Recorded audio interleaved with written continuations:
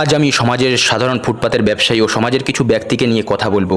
আজ বাজারে ফল কিনতে গেলাম আর কিছু লোককে দেখলাম, সেই ছোট ব্যবসায়ী খুব কষ্ট করে ফল সংগ্রহ করে ফল বিক্রি করছে 40 টাকা কেজি দরে। আর কিছু ব্যক্তি তার সাথে দাম দর করছে, 30 টাকা করো, কেউ বলছে 30 টাকা করো, কেউ বলছে 20 টাকা করো।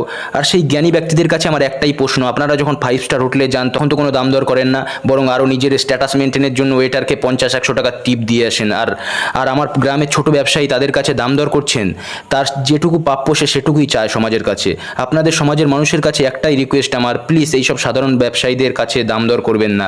ওই ব্যবসায়ীর সাথে আমি কথা বললাম, আলোচনা করলাম, খুব কষ্ট করে সে ফল সংগ্রহ করে, মাঝে মধ্যে ফল নষ্ট হয়ে গেলে খুব কষ্ট করে সে ফল সংগ্রহ করে, মাঝে মধ্যে ফল নষ্ট হয়ে গেলে তার দিন যাপন করতে, সংসার চালাতে কষ্ট হয়ে যায়। আর এই কথা শুনে আমার হার্টে খুব কষ্ট হলো, তাই এই বিষয়টা আপনাদের সাথে শেয়ার করলাম। প্লিজ দাম দর করবেন না এদের কাছে। আমি একজন সাধারণ ঘরের ছেলে, আমার বাবা মাকে কত কষ্ট করে মানুষ করেছে আমি জানি, সাধারণ ফ্যামিলির কত স্ট্রাগল করে দিন যাপন করতে হয় আমি সেটা বুঝি। আমি যদি কিছু ভুল কথা বলে থাকি, ছোট ভাই হিসাবে আমাকে ক্ষমা করে দেবেন। আজ এই বিষয়টা খুব আমার হৃদয়ে লাগলো, তাই শেয়ার করলাম। যারা সৎ ভালো মানুষ তাদের একটা ভুল ধরার জন্য লোক ওক পেতে বসে থাকে, ছোট করার জন্য। আমি যদি সৎ থাকি হয়তো অনেক বড় হতে পারবো না, কিন্তু একটা মানসিক শান্তি পাবো। আমি শুধু সমাজের মানুষ ও জনগণের কাছে একটু ভালোবাসা চাই।